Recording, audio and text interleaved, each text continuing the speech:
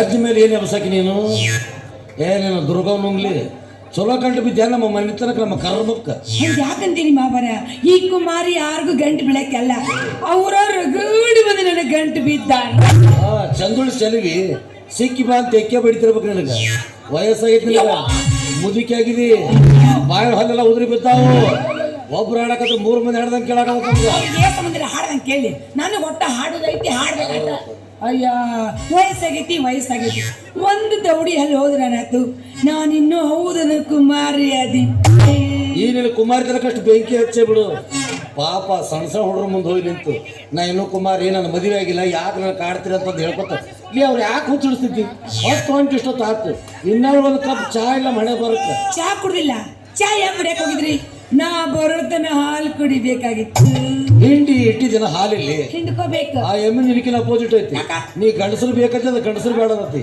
ನನ್ನಂತ ಹೋದ್ರೆ ಒದ್ಯಾಕೆ ಬರ್ತದೆ ಅಂದಲೆ ಗಟ್ಟಿ ಮುಟ್ಟಾಗಿ ಉಳ್ದೈತ್ರಿ ಸೌಕಾರ ಎಮ್ಮಿ ಮಾತಿಗೊಂದು ಮಾತು ಬೆಳೆಸೋ ಮನ್ಯಾಗ ಕುಂತೇನೆ ಉದ್ದು ಉರಿತೇನೆ ಲವ್ ಬಂದು ಕೆಲಸ ಮುಗಿಸ್ಕೊಂಡು ಹಾಕೋದಿಲ್ಲ ಅದೊಳಗೆ ಕುರ್ಚಿ ವರ್ಷ ಕೆದ್ದು ಬಂದ್ರೆ ಹಂಗ ಹೊಲಸತ್ತದು ಹೊಲಸತ್ತು ಬೇರೆ ಕುರ್ಚಿ ಅದನ್ನ ಓಯ್ ಇನ್ ಮೇಲೆ ನೀ ಮನೆಗೆ ಹೋಗ್ಬೇಡ ನಿನಗೇನಾರು ರೊಕ್ಕ ಬೇಕಾದ್ರೆ ಚೊಕ್ಕ ಇಲ್ಲೇ ಮಕ್ಕೋಬೇಕು ನೀನ್ ಮೇಲೆ ಹೌದು ಅಲ್ರಿ ನಾ ಎಲ್ಲ ನಿಮ್ಮ ಮಾತು ಕೇಳಿ ಇಲ್ಲೇ ಮಕ್ಕೋತೀನಿ ನನ್ನ ಇದ್ದತ್ತಾಗ ಯಾವರ ಸಟ್ಟ ಬಂದು ಪಟ್ಟ ರೇಪ್ ಮಾಡಿ ಹಾಕಂದ್ರ ಅವ್ವಾ ಶೀಲಾನೇ ಸಂಪತ್ ಅಂತ ತಿಳ್ಕೊಂಡಿಕ್ ನಾನು ಶೀಲಾ ಹೋಯ್ತಂದ್ರ ಇದ್ದು ಸತ್ತಂಗ ಅದೇನು ಮಕ್ಕೋಬೇಕಾದ್ರೆ ಊಟಕ್ಕೆ ಹಾಕಿ ಮಕ್ಕೊಂಡಿರ್ತಾನೆ ತಗೊಂಡು ಹೋಗಾಕ ಏನು ಮಾತಾಡ್ತಿದ್ದು ನಿನ್ನ ಮುಖ ಒಂದ್ ದಿವಸ ಕನ್ನಡ ನೋಡ್ಕೊಂಡ್ಯಾ ನೀನು ಈಗ ನೋಡ್ಕೊಂಡು ಬರೀ ಇಂಥ ಪಂಟ ಮಾತಿನು ನನ್ನ ಮಗ ಏನು ತಿನ್ನೋದು ಹಂಗಾಗ್ಯಾನ ಓ ತಿಂಡಿ ಮಾಡೋಗ ಅವಂಗ ಸೌಕಾರ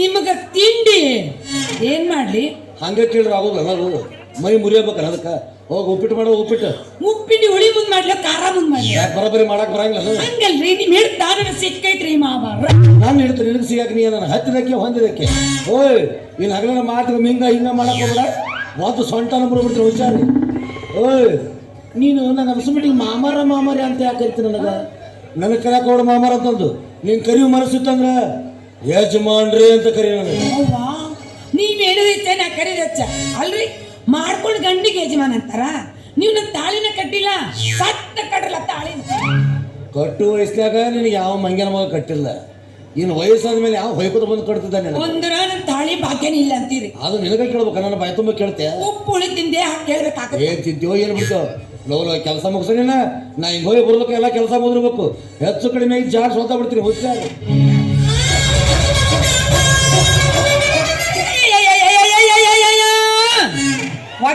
ಓದಿತಾರ ಒಂದಿನ ಓದಿಲಿಲ್ಲ ಈ ಕುಮಾರಿದಿ ಹಣ್ಣೆಣ್ಣು ಮಾಡಲಿಲ್ಲ ಬರೇ ಮಾತಾಯ್ತು ಏನೇನ್ರಿ ನಮ್ಮ ಸೌಕರ್ಯ ಇಷ್ಟ ಸಿಟ್ನಾಗಿದ್ರು ನೋಡಾಕ ಚಂದ್ರ ಹುಣ್ಣಿಮೆ ಚಂದ್ರ ಕಣ್ಣ ಕಾಣ್ತಾರೆ ಹುಣ್ಣಿಮೆ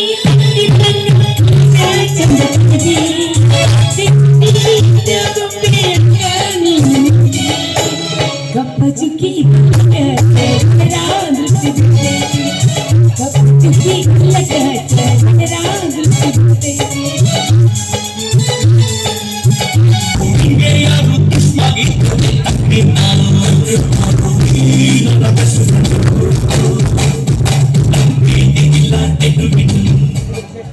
ಎಷ್ಟು ದಿನ ಆಯ್ತು ನಿನ್ನ ಭೇಟಿಯಾಗಿ ಈ ನಿನ್ನ ಮುಖ ನೋಡ್ಲಿಲ್ಲ ಅಂದ್ರೆ ನನಗೆ ನೆಮ್ಮದಿನೇ ಇರೋದಿಲ್ಲ ಕಣ.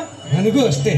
ರಕ್ತ ಸಂಬಂಧಿಗಳು ನಾವಲ್ಲದೆ ಇದ್ರು ಸ್ನೇಹ ಸಂಬಂಧ ನಮ್ಮಿಬ್ಬರನ್ನು ಒಂದು ಮಾಡಿದೆ. ಇರ್ಲಿ, ನಿಮ್ ತಂದೆಯವರು ಹೇಗಿದ್ದಾರೆ? ಚೆನ್ನಾಗಿದ್ದಾರಪ್ಪ. ನಿಮ್ಮ ಮನೆಯಲ್ಲೆಲ್ಲ ಹೇಗಿದ್ದಾರೋ? ಎಲ್ಲರೂ ಫಸ್ಟ್ ಕ್ಲಾಸ್ ಆಗಿದ್ದಾರೆ. ಹೌದು, ನಿಮ್ ತಂದೆಯವರು ನಿನ್ನ ಮದುವೆ ವಿಚಾರ ನಡೆಸಿದ್ದಾರೋ ಇನ್ನೂ ಇಲ್ವ? ವಿಚಾರ ನಡೆಸೋದೇನು ಬಂತು, ಮದುವೆ ಮುಹೂರ್ತ ಕೂಡ ಫಿಕ್ಸ್ ಮಾಡಿದ್ದಾರೆ. ಅಬ್ಬಾ, ತುಂಬಾ ಸಂತೋಷ ಆಯ್ತು ನೋಡಿ ಸುದ್ದಿ ಕೇಳಿ. ನಾನು ಮದುವೆ ಆಗೋದನ್ನ ಕೊಂಡು ಸಂತೋಷ ಪಟ್ರೆ ಮತ್ತೆ ನಿನ್ನ ಮದುವೆನೋ ವಿಜಯ್? ರೇ, ಯಾವುದಕ್ಕೂ ಕಂಕಣ ಭಾಗ್ಯ ಅನ್ನೋದು ನನಗ್ ಕೂಡಿ ಬರ್ಬೇಕಲ್ಲೋ. ನಂದೊಂದು ಆಸೆ ಇತ್ತಪ್ಪ. ಏನ್ ಹೇಳೋ? ಸೋಲಿಲ್ಲದ ಸರ್ದಾರರು ಈ ಅಜಯ್ ವಿಜಯ್ ಅಂತ ಎಂದು ನಮ್ಮನ್ನು ಕ್ರಿಕೆಟ್ ಸ್ಟೇಡಿಯಂನಲ್ಲಿ ಸನ್ಮಾನಿಸಿದರು. ಅಂದಿನಿಂದ ಮತ್ತೊಮ್ಮೆ ನಾವು ಸ್ಟೇಡಿಯಂಗೆ ಹೋಗಿಲ್ಲ, ಕ್ರಿಕೆಟ್ ಆಡಿಲ್ಲ. ಅವ್ರು ಕೊಟ್ಟ ಬೆಳ್ಳಿ ಖಡ್ಗ ಕಳೆದಿಲ್ಲ, ನಮ್ಮಿಬ್ಬರ ಸ್ನೇಹ ಅಳದಿಲ್ಲ. ಅದು ಅಳಿಯೋದಕ್ಕೆ ನಾನು ಅವಕಾಶನೇ ಕೊಡೋದಿಲ್ಲ. ಅದೇ ಗೆದ್ದು ತಲೆ ಎತ್ತಿದವರು ನಾವು.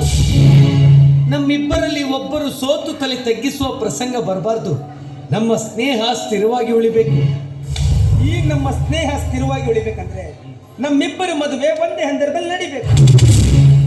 ಇಲ್ಲ ಅಜಯ್, ಇದೊಂದು ಮಾತು ಬಿಟ್ಟು ನಿನ್ನ ಸ್ನೇಹಕ್ಕಾಗಿ ನನ್ನ ಪ್ರಾಣ ಬೇಕಾದ್ರೂ ಕೇಳು, ಆದ್ರೆ ಈ ಮದುವೆ ಮಾತಿಗೆ ನನ್ನ ಹತ್ರ ಒಪ್ಪಿಗೆನೆ ಕೇಳಬೇಡ. ನಮ್ಮ ಸ್ನೇಹಕ್ಕೆ ನೀನು ಕೊಟ್ಟ ಬೆಲೆ ಏನು?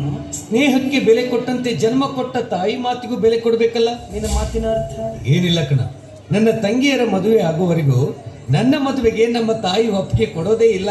ನನಗೂ ಇಷ್ಟ ಇರಲಿಲ್ಲ, ಹಾ, ಆದ್ರೆ ಮನೆಯಲ್ಲಿ ತಂದೆಯವರ ಒತ್ತಾಯ ಮಾಡಿದ್ದು ಒಳ್ಳೇದೇ ಆಯ್ತು. ಯಾಕಂತೀಯ?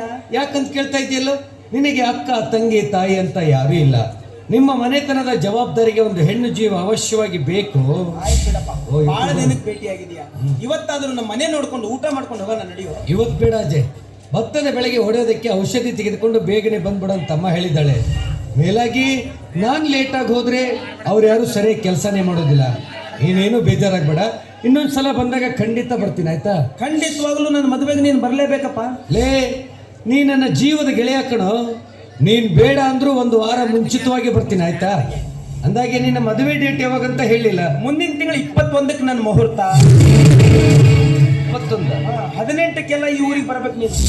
ಸಾರಿ ಅಜಯ್, ಇನ್ನೊಂದು ವಾರ ಕಳೆದುಕೊಂಡು ನನ್ನ ತಂಗಿಯ ಲಗ್ನ ಪತ್ರಿಕೆ ನಿನಗೆ ಕೊಟ್ಟು ಒಂದು ದಿನ ನಿಮ್ಮ ಮನೆಯಲ್ಲಿದ್ದು ನಿನ್ನನ್ನು ನಮ್ಮೂರಿಗೆ ಕರೆದುಕೊಂಡು ಹೋಗಿ ಪ್ರಾಣ ಸ್ನೇಹಿತನ ಕಣ್ಣೆದುರಿನಲ್ಲಿ ನನ್ನ ತಂಗಿಯ ಕಲ್ಯಾಣ ಕಾರ್ಯ ಮಾಡಬೇಕಂತ ಆಲೋಚನೆ ಮಾಡಿದ್ದೆ. ಆದ್ರೆ ಅಂತ ಯಾಕೋ ಯೋಚನೆ ಮಾಡ್ತಿದ್ಯಾ? ನಿನ್ ತಂಗಿ ಮದುವೆಗೆ ನಾನು ಖಂಡಿತವಾಗ್ಲೂ ಬರ್ತೀನಿ. ನೀನು ಬರ್ತೀನಂದ್ರು ಬರ್ಲಾರ್ದಂಥ ಪ್ರಸಂಗ ತಂದೊಡ್ಡಿದ್ದಾನೆ ಆ ವಿಧಿ ಅನ್ನೋದನ್ನ ಮರಿಬೇಡ. ನೀನು ನನ್ನ ಜೀವದ ಗೆಳೆಯ ಕಣ. ನಿನ್ನಂಥವನ್ನ ಪಡೆಯೋದಕ್ಕೆ ನಾನು ಪುಣ್ಯ ಮಾಡಿದ್ದೆ ಅಂತ ಕಾಣಿಸುತ್ತೆ. ಇಲ್ಲ ಕಣ, ನಿನ್ನಂಥವನ್ನ ಪಡೆಯೋದಕ್ಕೆ ನಾನು ಪುಣ್ಯ ಮಾಡಿದ್ದೀನಿ.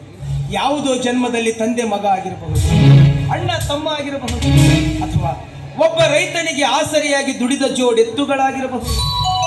ಈ ಜನ್ಮದಲ್ಲಿ ಸ್ನೇಹಿತರಾಗಿದ್ದೀವಿ. ಆದರೆ ಈ ನಮ್ಮ ಸ್ನೇಹ ಬಾಂಧವ್ಯವನ್ನ ಅದಾವ ರೀತಿ ಮುಕ್ತಾಯ ಮಾಡ್ತಾನೋ ಆ ವಿಧಿ. ಹೋಗ್ಲಿ ಬಿಡು, ಅದಕ್ಕೆ ಯಾಕೋ ಎಷ್ಟು ಟೆನ್ಷನ್ ಮಾಡ್ಕೋತಾ ಇದೆಯಾ? ನೀನು ಯಾವುದಕ್ಕೂ ಚಿಂತೆ ಮಾಡಬೇಡ. ಇನ್ನೊಂದ್ಸಲ ಬಂದಾಗ ನಮ್ಮ ತಂಗಿ ಮದುವೆ ಮುಗಿಸ್ಕೊಂಡು ನಿಮ್ಮಿಬ್ಬರಿಗೂ ಗಂಡ ಹೆಂಡತಿಗೆ ವಿಶ್ ಮಾಡೋಕ್ಕಿಲ್ಲ. ನನಗೆ ಟೈಮ್ ಆಗ್ತಾ ಇದೆ, ನಾನೇನು ಬರ್ತೀನಿ. ಬಾಯ್.